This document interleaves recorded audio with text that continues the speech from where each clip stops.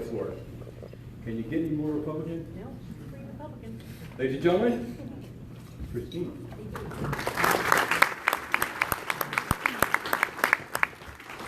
Thanks, Jeff. Well, today I have the challenge of introducing someone whose own grandmother once said, quote, "Rick doesn't have a temper, but that boy sure does have a Main Street." I've known Rick since we worked together on the Bush Quail 88 presidential campaign here in Florida when I was just 10 years old, and we've certainly come a long way. Rick's gone from working for a president to being on special lists made up by a president. His company, Intrepid Media, has served hundreds of clients, state parties, the national committees, super PACs, corporate and association clients. He's covered it all since its founding.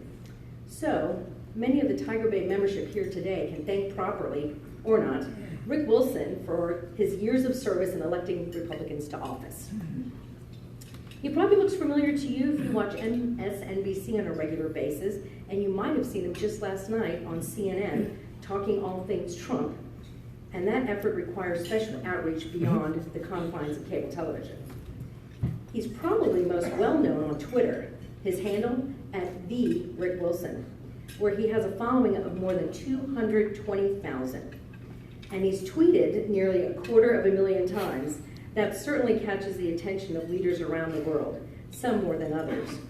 One fat kid in the Democratic People's Republic of Korea noted that Rick recently changed his social media profile photo to a book cover entitled "Fallout Protection: What to Do and Know About a Nuclear Attack." In fact, Rick reached out to his Twitter followers this week asking for comments and suggestions on his speech topic today, the future of the Republican Party. Well, you can imagine the responses.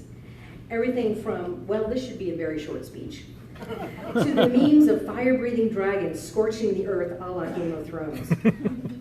During the 2016 election, Rick was a very early adopter of the Never Trump movement, a collection of political activists, most with an R after their name, who have vowed never to cast a vote for Donald Trump under any circumstances. In one column last fall, Rick wrote, "I will never vote for Donald Trump, not even if Ronald Reagan and William F. Buckley rise from the grave and beg me to support him." So you're saying there's a chance. He describes himself as GOP media guy, dad, husband, pilot, hunter, writer. I make ads and do politics. Columnist for the Daily Beast, enemy of the state, never out of the fight. And on one personal online profile, quote, "I say things on television you write about later."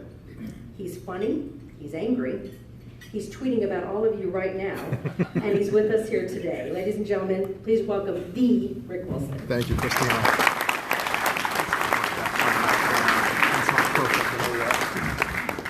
Why don't I actually take the speech up with me? Because ad-libbing is bad, it gets me in trouble. He's a little better here. So good afternoon, everybody. And as Christina mentioned, she was just, I thought you might have been in your very early teens during the 1980 campaign. So, you know, we've been around the block a few times. Like a pro. Yeah, good luck. Anyway, some of you know me as that rare bald dude with big ears on TV who says inappropriate things at high speed. There you go. Some of you know me from various campaigns around Florida. Some of you know me as the guy walking around the Cologne Publix yelling into my phone about media buys. Some of you are among my 200,000-ish Twitter followers, and for that I apologize. It's a high-volume feed, and there are times when you look at it, I could have been Proust and written 4 or 5 novels out of that volume of tweets. Notoriously blunt, I'm pretty much way too outspoken for my own good. My language is a little too colorful for PG-TV sometimes. I've occasionally had producers yelling into my earpiece during shows, "Oh my God, what did you just say?" I'll try to avoid that today, at least till the end of the Q&A section, because then it's going to get feisty. But it's a privilege to speak to the Capital Bay Tiger Bay Club today because you guys have drawn an audience of colorful political figures in a state that doesn't lack for colorful political figures. And the discourse here and the questions here are always of a high caliber, and you guys are engaged in politics, and I think that is something that our country and our state really needs to stay focused on as we go forward. So, as Christina said, my job is to help candidates and corporations and associations and super PACs get their message out. It's pretty simple. I do a lot of writing for these folks. I do a lot of trying to help them craft a message that works and gets out and is persuasive. I'm sort of politics famous. You know, politics is fame for ugly people. I'm politics famous for making a lot of really controversial negative television ads over the years, for which it used to be the Democrats really hated me for, and now it's the Trump people who really hate me for that. So it's an interesting sort of spot to be in. You know, most of my TV ads they do end up being competitive, and as one person one time said to me, he goes, you know, I look at your ads and I think the candidates that you're running them against must be saying, Google, how can I get in the witness protection program? So, yeah, but I live and breathe politics, and I have for a long time in a way that makes most people encourage me to seek other hobbies other than overthrowing governments and venting my spleen every day. But, you know, it's a privilege to do what I do. It's a job that I've loved my entire career. I've worked in 39 states, run ads in 39 states, worked on projects across the country. I'm a Florida guy, born in Tampa, went to school in D.C., came back to D.C. after the Bush campaign here, came back to Florida. We had a couple of stops in New York along the way when I worked for Giuliani during the 90s and early 2000s. But Florida's home, and we make Tallahassee our home since '94. But despite this lifetime of being in Republican politics, despite this entire career built around one party and the conservative ideals that inform that one party, I'm kind of in new political territory lately. You know, so I was a rock-solid party guy for decades, and that stretches back to the '88 campaign, where, you know, the first time I got a paycheck from a campaign was 1988, and I have been a relentless, staunch defender of my party, often right, often wrong, and even in the worst of possible times. But I've had a kind of political midlife change. Now, a lot of guys who hit their sort of political midlife change go out and get a 25-year-old girlfriend, a sports car, and a hair transplant. I have done none of those, obviously the latter being very clearly evident. But last year, instead of towing the party line and lining up behind the Republican nominee and being a good soldier, I decided that my principles and my country were above my party and my politics. And I'm proud to say, although it's caused a tremendous amount of controversy and a burden on my family and my friends and my clients occasionally, I was one of the founders of the Never Trump movement. I'm sure there are some Trump fans in the audience, and for that I apologize, because the rest of the ride gets a little uglier from here. As a Republican, as a conservative, and as an American, I just couldn't do it. I just could not bring myself to pretend that Donald Trump was a conservative or that he was a Republican. And ironically, for a sort of cold-hearted political operative, I felt like he lacked the moral and personal character to be in charge of the federal government and the 330 million people in this country, and in charge of nuclear weapons, and in charge of things that are consequential for the future of our nation and the lives of our citizens.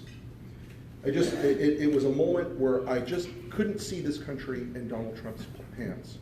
His tiny, lemur-sized hands. Lemur. So how far did I go on the Republican reservation? Pretty far. I'm still a registered Republican.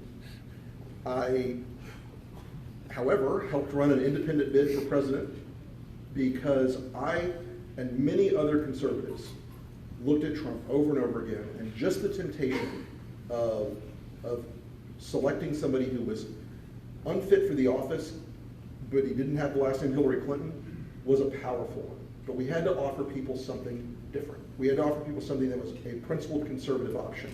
It may have been the longest of long shots, and it sure was. Didn't win a damn state. Didn't even come in first in any states. We did, however, get more votes in a single state than any Republican or any independent candidate in modern history. But, you know, we were running a campaign that was based on some more fundamental American principles that had disappeared from the dialogue of the Republican nominee. You know, things like liberty and equality and the rule of law and reverence for the Constitution. You know, the old-fashioned stuff we used to talk about.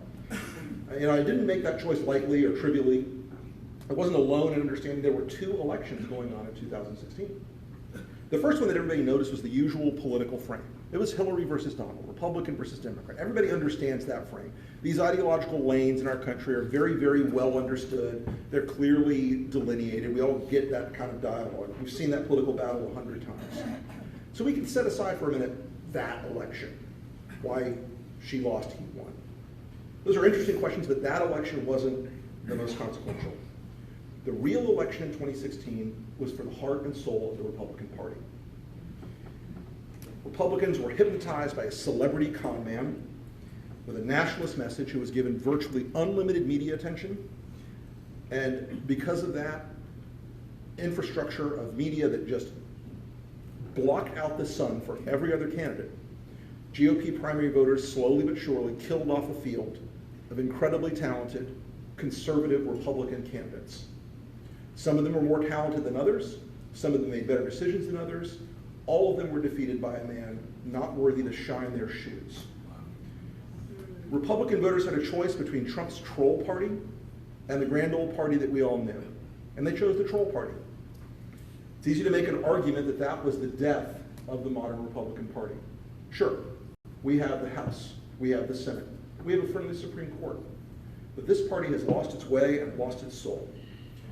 And we were flawed. It was a flawed party. We were never perfect. Whether you were a Republican or a Democrat, nobody's going to make an argument that the GOP was perfect. We had good years and we had terrible years. We elected presidents. We lost presidencies. We took back Congress. We lost Congress. We took back Congress again. Our leaders ranged from terrible to extraordinary.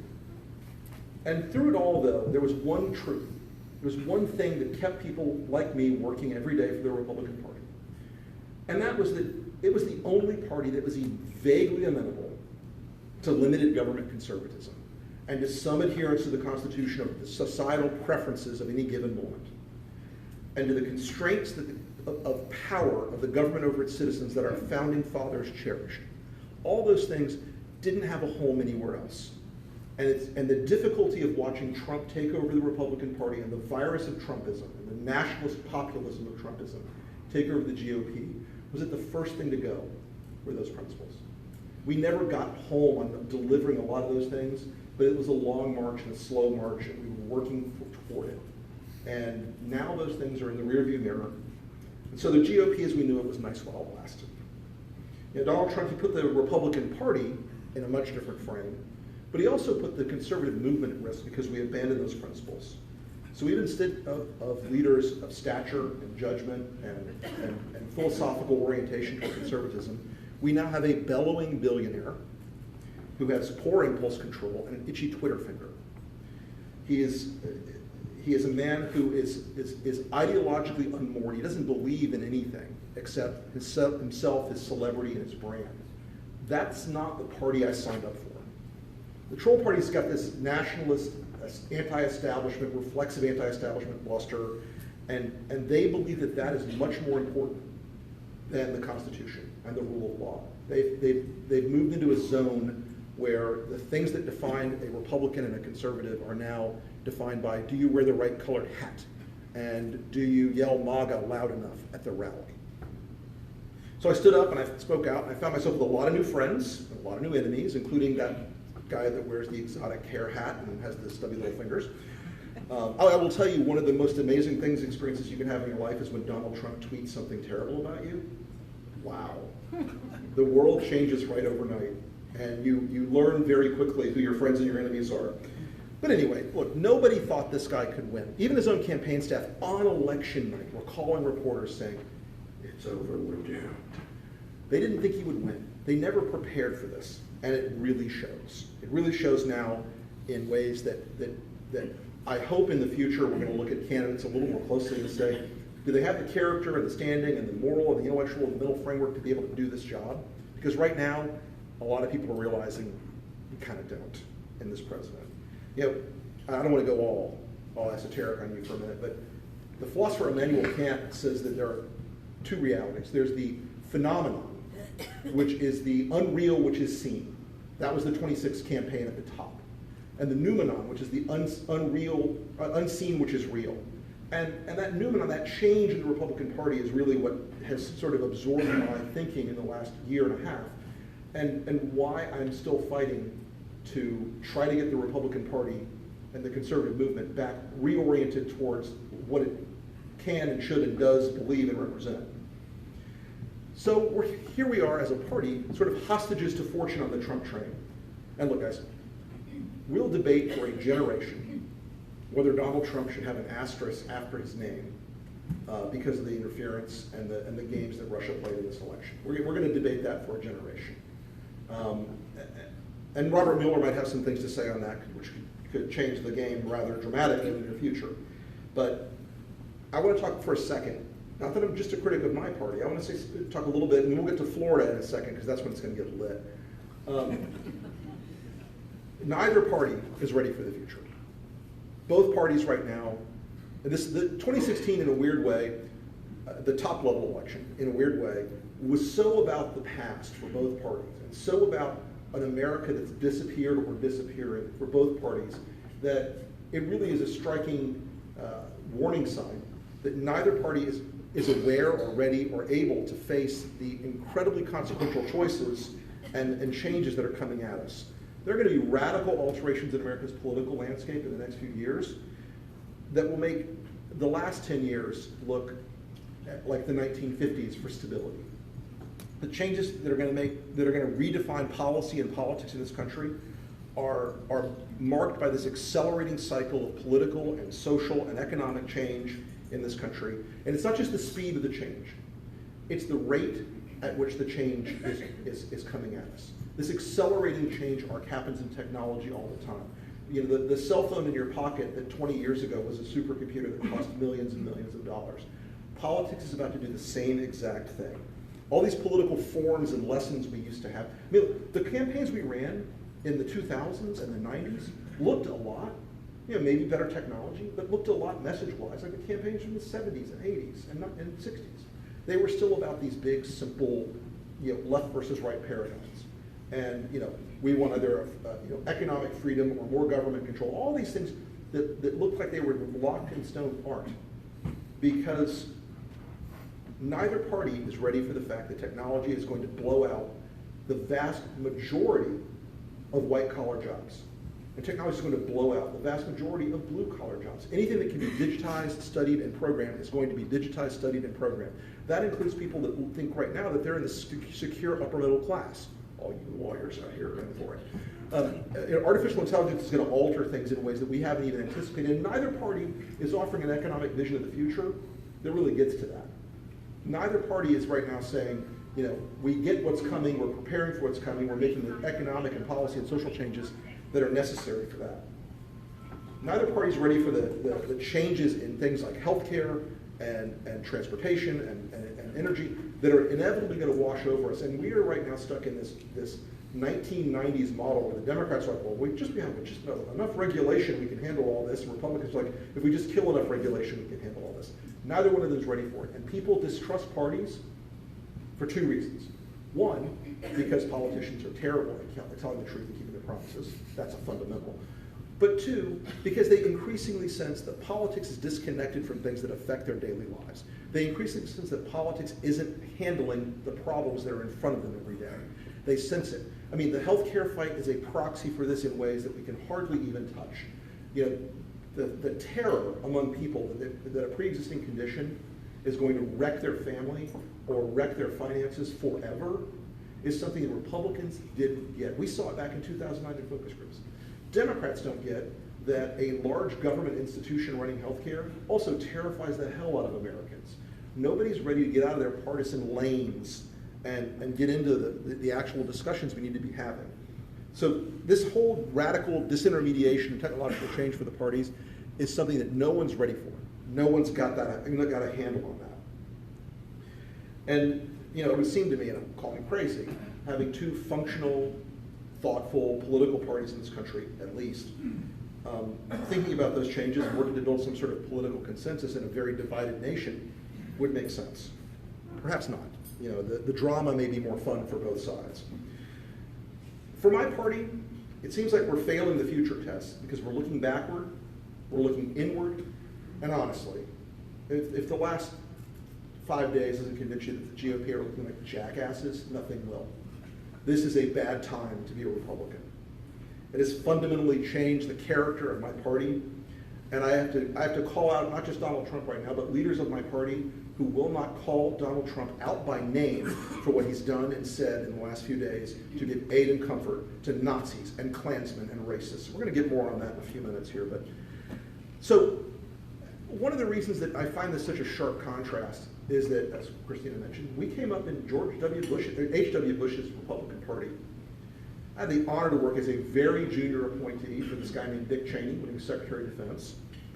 And we understood that George Herbert Walker Bush had set a tone in that administration. He expected everybody, from his cabinet members down to the most junior guys, to represent the values that he brought to that office of modesty and humility and judgment and humanity and service. Those things have been replaced in my party right now with anger and corruption and venality and a sense of division that we have never experienced in this country since the 1960s civil rights riots. I'm not putting too fine a point to say that the party that was founded as an anti-slavery party in a schoolhouse in Ripon, Michigan, is no longer in charge of the ideological legacy of that. I mean, I look back and I think about, what would Lincoln or Calvin Coolidge or Ronald Reagan or William F. Buckley or any of the leaders or thinkers in this party do if confronted with the idea that we are replacing the Republican Party with a roaring and angry mob and one roaring and angry man the color of a tangerine running it. I think that, I have imagined Lincoln reaching for an axe handle and Reagan for a bullwhip and Buckley for the most poisoned pen he could offer. These people would not tolerate this man, not for one hot second. So in the last few days, as I've mentioned, we have entered one of those darkest and disheartening times that I've seen in my political life. And you know exactly what I'm talking about. It is about race, and it is about a reality. And the reality is that Donald Trump, as people like to say frequently, is not like any other Republican politician in generations. They're absolutely right, and that is not a compliment. Dwight Eisenhower nationalized the National Guard in Arkansas so that black children could attend Little Rock High School. Sorry. Donald Trump retweets people named White Genocide TM. Richard Nixon stood in Harlem and said, "This country cannot bear the burden of segregation." Donald Trump took 2 days to denounce Nazis. Thanks. Ronald Reagan made a fiery, angry denunciation of the Klan. He didn't mince words or draw false moral equivalencies. He said it flat out. We don't want your support. Trump says the protesters confronting the Klan and the alt-right and the Nazis in Charlottesville are morally equivalent to the people protesting them. When George H.W. Bush learned that David Duke was running for a statewide office in Louisiana, he didn't wait. He didn't say there was another side of the argument. He dispatched dozens and dozens of Republican field operatives to work to elect a Democrat instead of David Duke. Trump took weeks to denounce Duke back in 2016, and he still struggles to clearly and unequivocally do the one thing that every American politician should do, and that is to put racists and hate groups on blast every day. Not spinning your wheels, not trying to play both sides, not trying to dog whistle people. Go at them, destroy them. That's what we do to racists in this country. That's what we do to Nazis in this country. That's what we do to fascists and anti-Semites in this country. That's the correct response. He won't take it.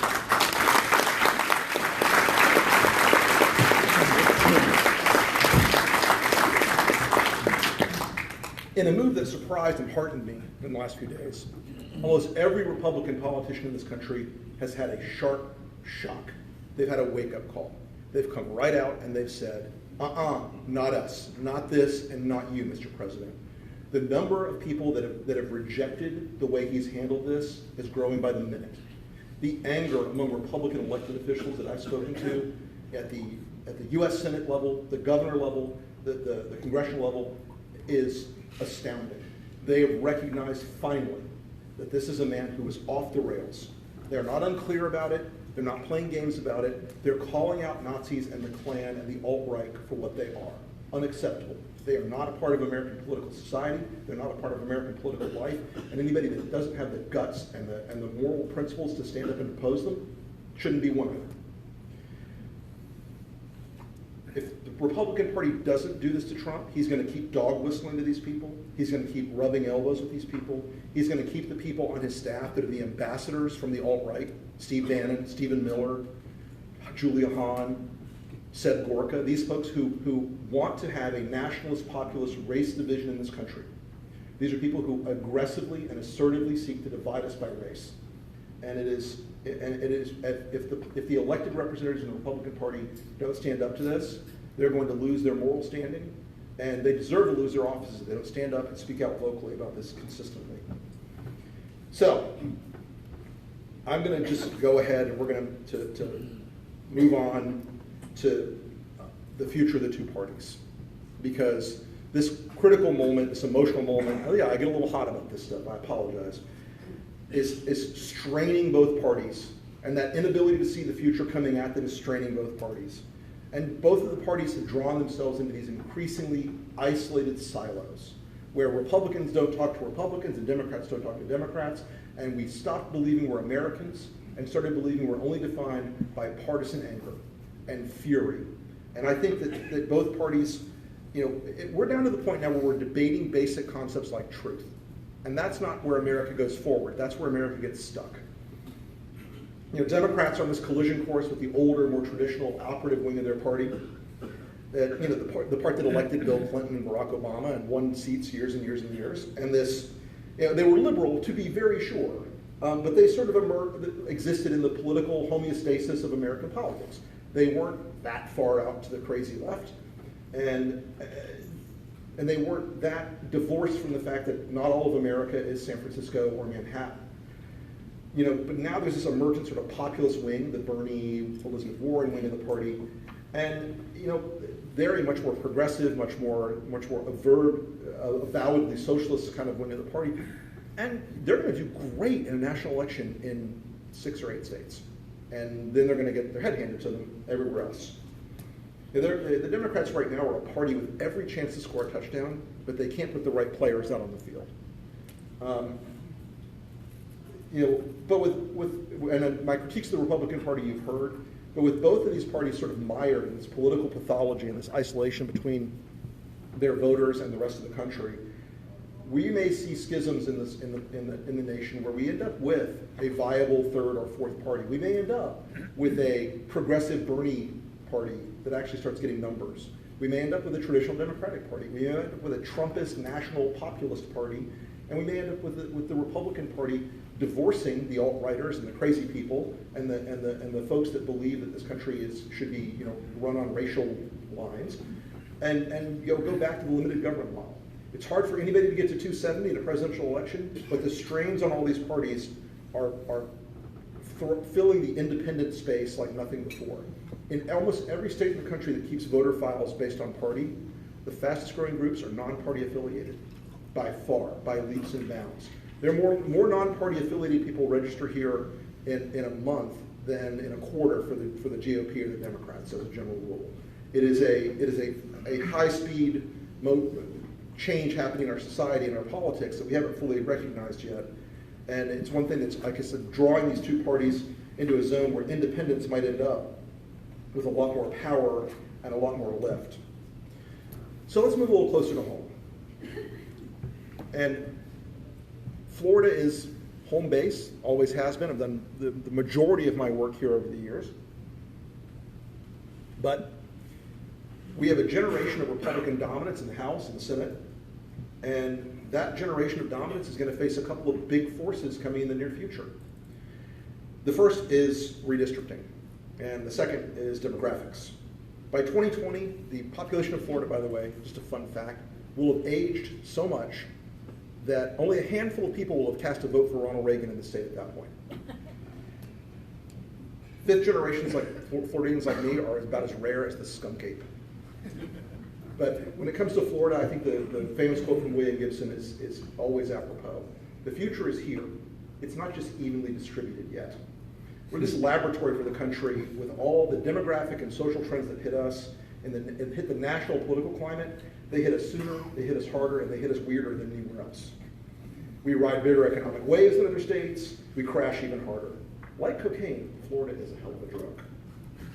We grow fast, we age fast, we push and pull at the edges of all these social issues. We make most melting pots look as white as Bismarck, North Dakota.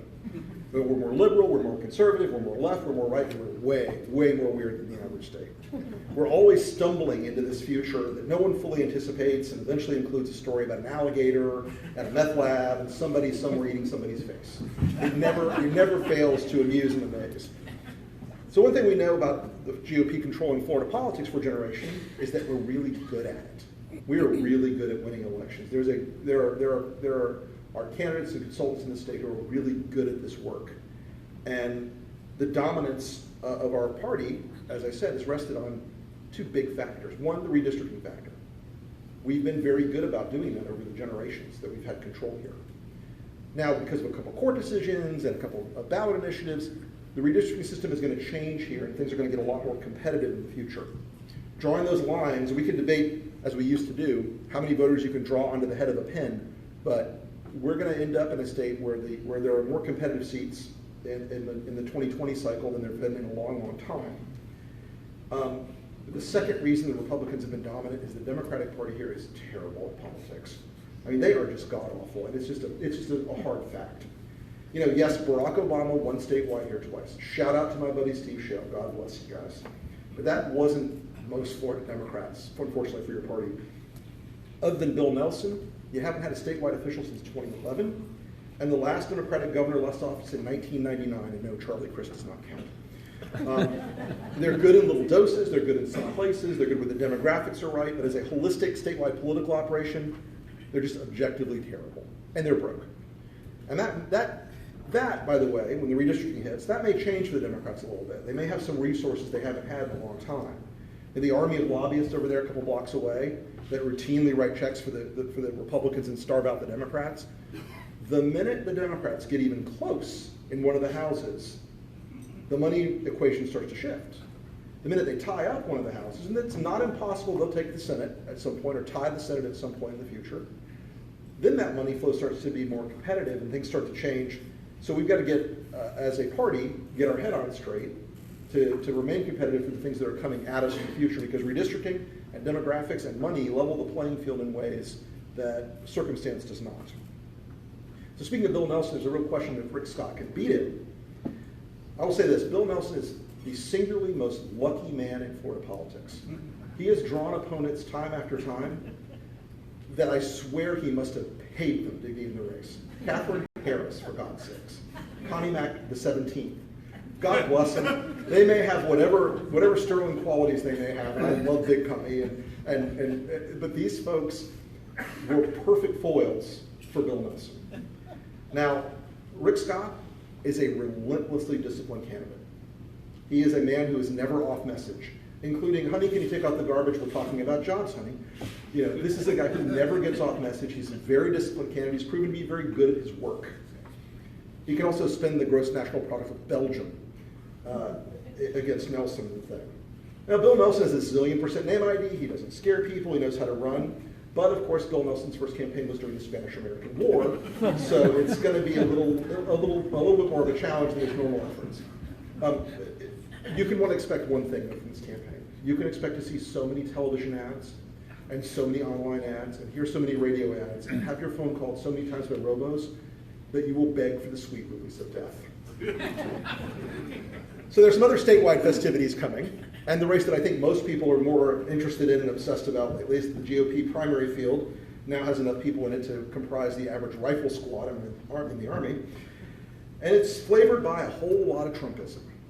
All of these guys that are in the race so far, except for the guy who announced today, Jack LaValla, are pretty much on board the Trump train to Trash Fire Mountain. And these primary guys are all thinking to themselves, I'm going to be the most Trump. I'm going to be mini-me. And I get it. Primaries matter, and the state foolishly eliminated runoffs, which I thought were fun and funny. But the primaries matter, and these guys have all got consultants right now who are tempting them with the sugar high of Trumpism. They're looking at the polls and saying, man, look at the base number, look at the base number. absolutely true in the primary. I get it. But to my friends running for governor, I know all these guys, it's a field of talented, smart people. They really are. But I would encourage you guys to consider a few points. If you think Florida has a base-only win condition in the general election, I remind you that 50% of the people in Florida live in 10 largely urban counties. General election. Keep saying those words to yourself. Non-party voters and Hispanics, fastest growing group of demos in the state. How those people doing with Donald Trump? Take a look at some polling outside the base. Think about the general. And how much is it going to cost you in a state that is definitively purple to swing back into the center-right lane after you get all MAGA, yeehaw, hold my beer for the entire course of the primary? Second question to ask yourself is, where's Trump going to be in 2018? Where are his numbers going to be in 2018? Because there's one thing we know about presidents. Once those numbers are down at a certain threshold, short of some major externality, it's real hard to get them back. You know, there are 1,000 contingencies and externalities that you could draw out that have Donald Trump's number dipping to where the lowest possible threshold is. And you can tell where the lowest possible party support threshold is by the strongly support number and then the general approval. Right now, that's at about 27%. There are a couple theoretical models that show it about 23, 24%. How do you get home in a general election if you are defined and marked by that, and no one else in the world likes that kind of theory and that kind of philosophy that is definitional Trumpism? You know, in 2006, right down to local races, Democrats were running ads, and it was like, John Smith says he'll represent us on the local mosquito control board, but Republican John Smith supports George Bush. And in 2006, ads like that were everywhere, and they were deadly. They just beat us silly. We lost seats all over this country in 2006, specifically because the President of the United States was involved in an unpopular war, and the economy was in the dumper, and we were in a situation where George Bush was political poison. That could happen again today. In 1974, the Republican Party, well, actually, let's run it this way. In 1973, the Republican Party was shoulder to shoulder with Richard Nixon the entire way. They were like, this is all just a trivial thing, it's going to pass, he's fine. In 1974, the Democrats were pounding them silly with ads saying, Republicans support corrupt President Richard Nixon. Republicans that year lost 49 House seats and 8 Senate seats. Not a pretty picture. So the political climate for an unpopular president with numbers in the 20s or low 30s is always risky for these guys. The other thing about trying to be Trump is you're not. I've had this conversation with actually 2 of the candidates. You're not Trump. You can't be Trump. You can't rub up against him and get all that screw you swagger that he has. You don't get to play the role of the iconoclastic reality TV star. You were not a reality TV show host for decades in a country that really, really knows a lot more about the Real Housewives of Wakulla and the Kardashians than they do about actual American political life and of actual political figures. You're not a celebrity. He gets away with it because, as he famously said, when you're a celebrity, they'll let you do anything. You haven't run a branding company dedicated to your own image for decades. Well, maybe that has, but you know. All of you, though, all these Republican candidates, that came from a more grounded and truly conservative Republican tradition that's dominated our politics in Florida. But right now, I can tell you, and you can see some of the outside signs, most of these candidates running for governor, their consultants are looking at that Trump base approval number and encouraging these guys to get an orange wig and to rage tweet every morning at 6 a.m. It's a really bad look on most people. You know, trying to out-Trump Trump is the biggest sin in politics. It's trying to be something you're just not. And most of these guys understand that imitating Trump, honestly, it's the fake orgasm of politics, okay? It may sound dramatic, it may sound great, but once your partner figures it out, man, things are going to be rough. It is not pretty. And these people know that you're not Trump. They know you're faking it. Be real, guys. Be yourselves. Be better than Trumpism. You'll thank me in the general election, I promise you. As Republican elected officials in the country are discovering, the Trump base likes Trump. They don't like Republicans. They are not Republicans behaviorally. The Venn diagram may overlap, But most of them don't like Republicans at all. They're mad at Republicans. They think they failed to do all the magic that they want that Fox tells them they can do. So they like that spectacle and the populist red meat and all the scenery tearing and the monkey throwing its feces in the zoo stuff. They love all that. None of these candidates pull that off very well. None of them really play that role. There is not a fire-breathing nut job among them. Well, maybe. Like I said, there are no Trump Republicans. There's only Trump. You know, when you have a political movement, it says something and means something. And a political movement ends up in a situation where people aren't just following one man. They're not just following one person. In '94, during the Contract with America, people weren't out running as, I'm a Newt Gingrich Republican. No, they were running as a Contract with America Republican. In 2010, when the Tea Party helped take Congress back, they weren't running as, I'm a Sarah Palin Republican. They were running as, I'm a Tea Party Republican. I'm a limited government conservative. All those things are about an affiliation with an ideological movement. There is no ideological movement underpinning Trumpism except for celebrity and alienation and fury. That's not a movement. That's a man and his mob. On the plus side, these candidates, most of them aren't narcissistic sociopaths, which is a plus.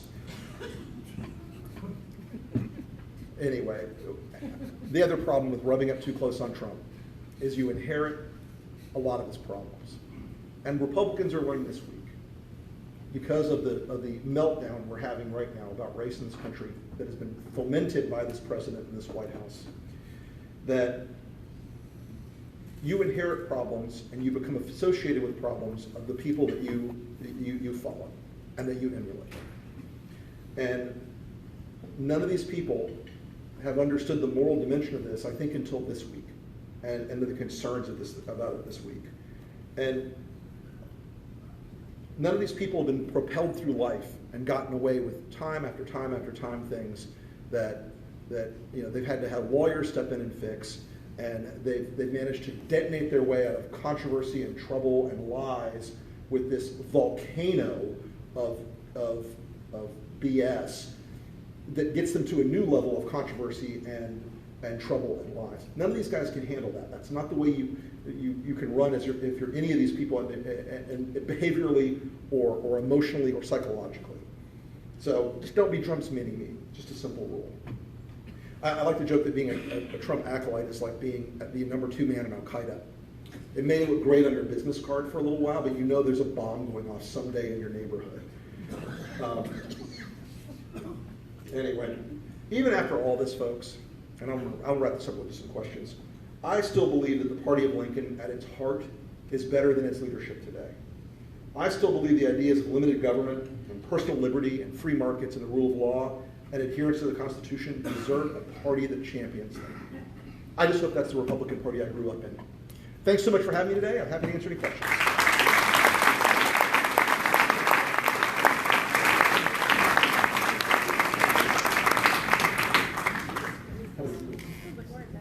Yeah, someone comes up and asks some questions. Yeah. Anyone have any questions?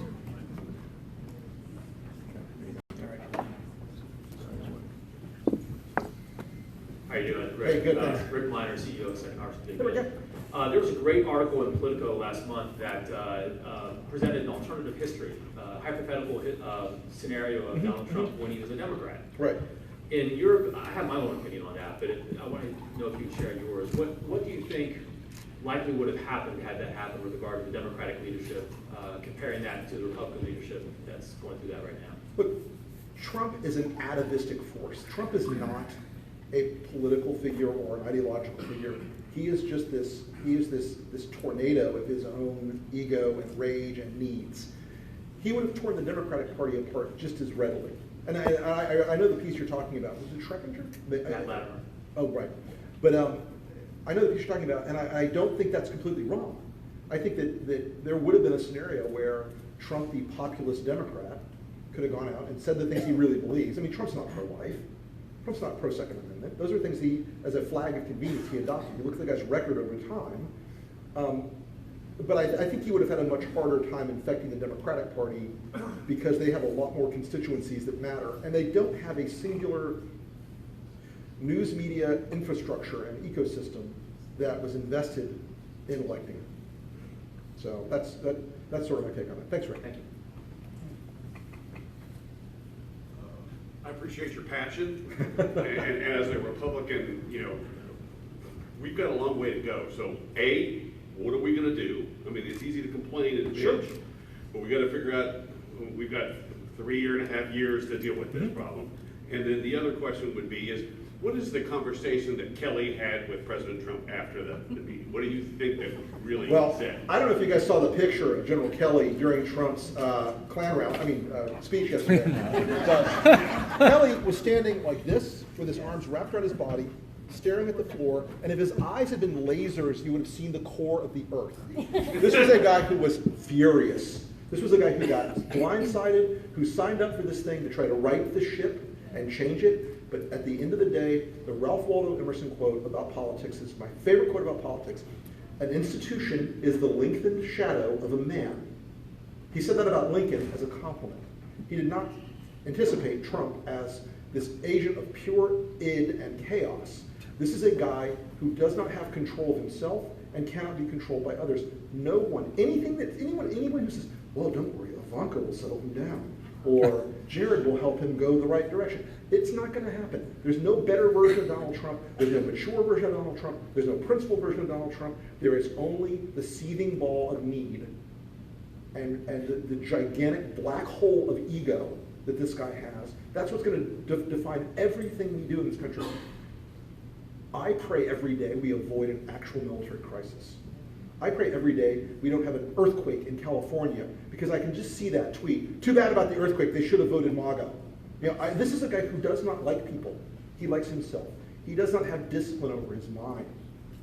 And so you asked me the first question, which is actually the most important. What are we going to do? Well, first off, who's this we, Kemosabe? I want to believe. And we all glow together. Yeah, hang together or hang apart in this case. I honestly believe that unless Republican leadership goes to the president, and look, if I had my way, Mitch McConnell and Paul Ryan would go to the president, just them in the room, sit him down and say this: unless you conform your behavior, unless you recant on this absurdity that has led this country to the brink of racial crisis, unless you schedule yourself at the whims of your staff, unless you stop tweeting, unless you stop saying things that demean and diminish the office of the presidency, unless you say things that are obviously objectively crazy, everything stops. We're a co-equal branch of government. Unless you want to do that, we will stop every appointee, we will stop every judge, we will not send anything to you except vital legislation for the budget, and that's that.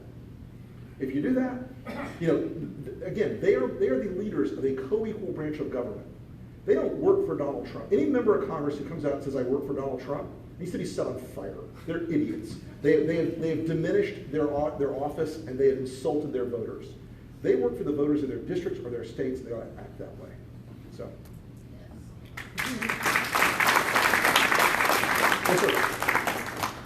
In discussing the national issues, why is it that the press seems to drop down and take the Trump bait? That when you're confronted with a bully, I told my kids you can walk away, or you can research the issue and find out what the truth is, or you can just give them the finger if you want. But you can't drop down and grovel in some emotional mud.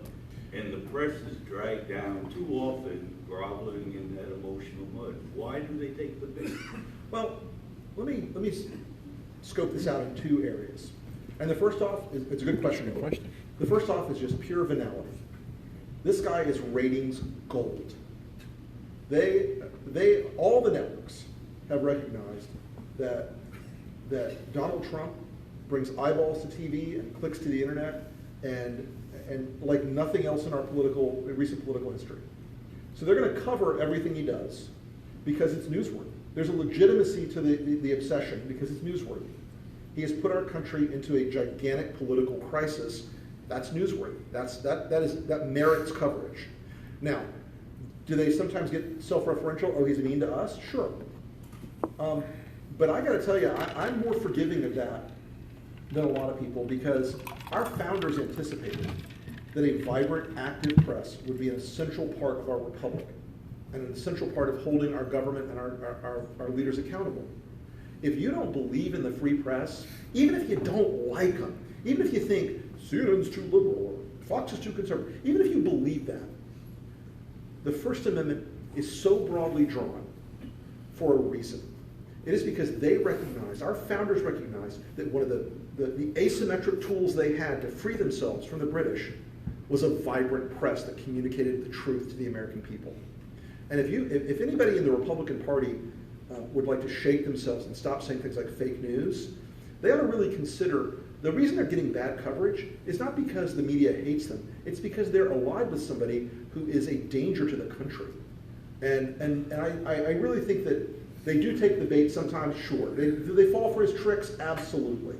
He's got a lot of tricks. He grew up at the foot of Roy Cohn, one of the sleaziest, scummiest, most repulsive human beings to ever walk on the face of the earth, and who is no doubt right now roasting in a 20,000-degree fire in hell. But Donald Trump knows how to play some press tricks that he learned from Cohn. And so, you know, we end up in a country that has a man who's leading us who comes from that background. It's a repulsive thing. Barney?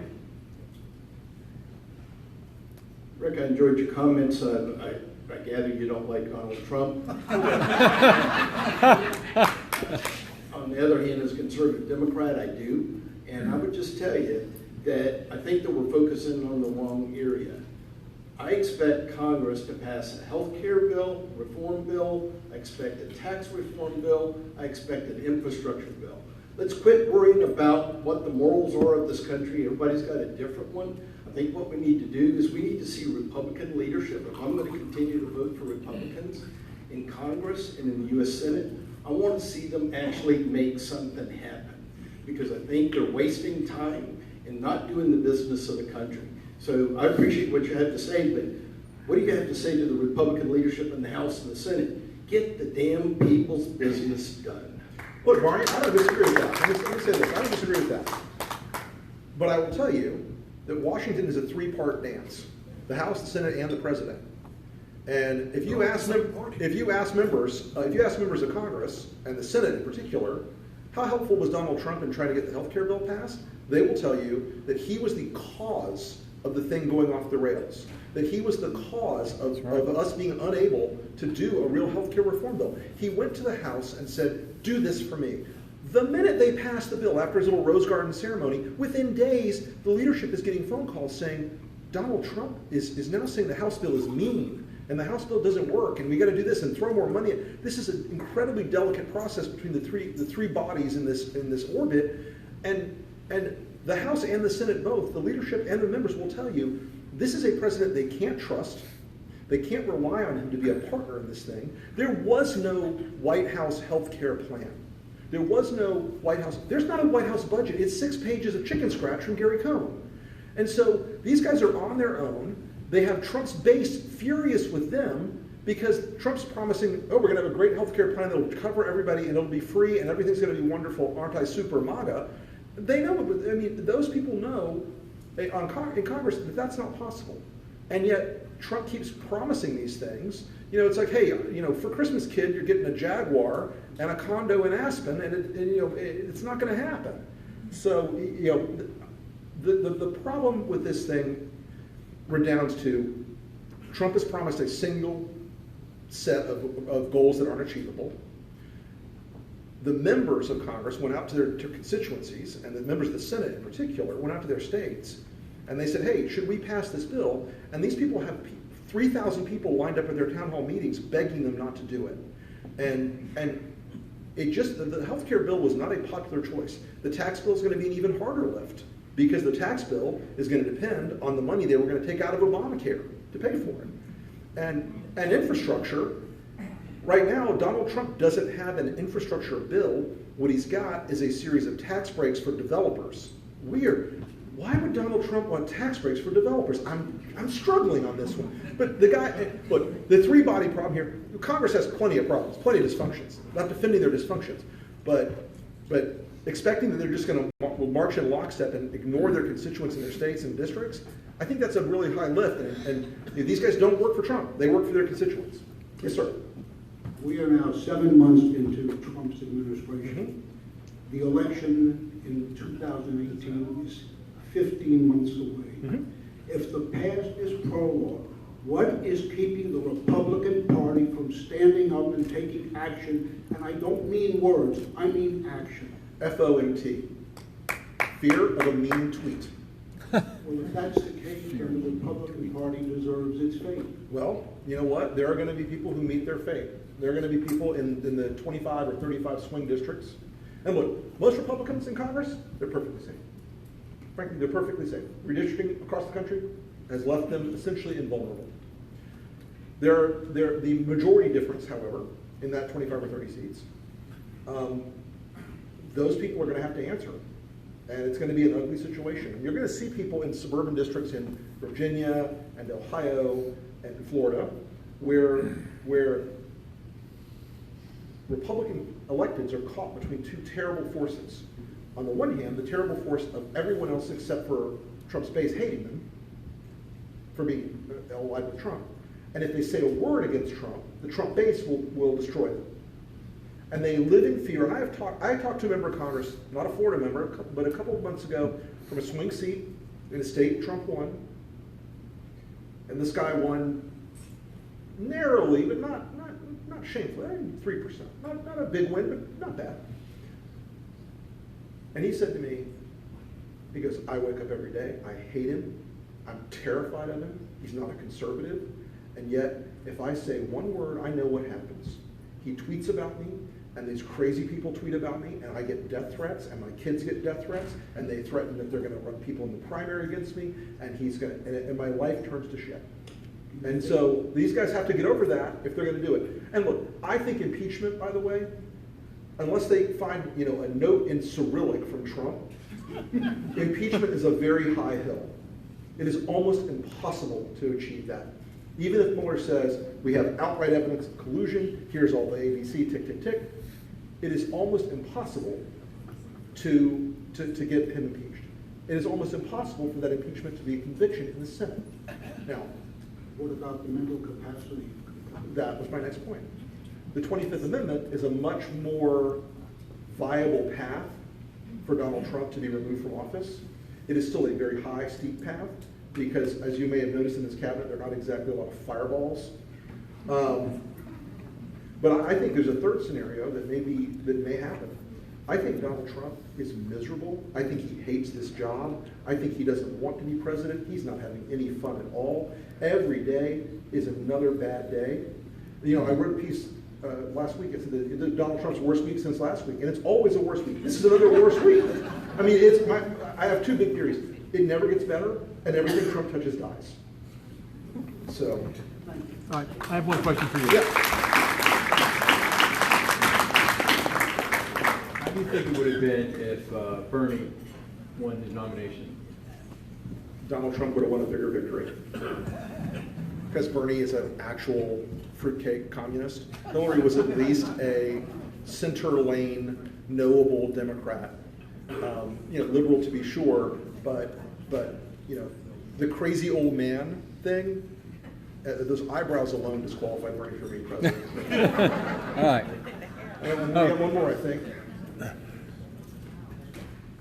Lane Smith, I was simply one up in the well. Do you see Trump just not running the next time? Possibility, absolutely. And who do you see as the Republican and Democratic nominee for governor, and how do you see that race playing out to the end? I think Gwen Graham's going to be the Democratic nominee. I think Gillen's too scorched, even if he's been exonerated-ish. I think he's too scorched. He's also from the wrong part of the state and has zero name ID, and will always have zero name ID. And she's Gwen Graham. She's the ability to raise money, to deploy a campaign, and to run. I think she's the inevitable Democratic nominee right now. And Phil Levine's a wild card down there. Who knows what's going to go on with all that stuff? Take that for what it's worth. I'm not going to make a call on the Republican nominee right now because I supported my friend Bill McCollum in 2010. And Rick Scott came in and spent the gross national product of Belgium and won the seat. So there's predictive stuff on who's going to be governor is right now in this particular race. The calculus. It's way too much of a multivariate problem.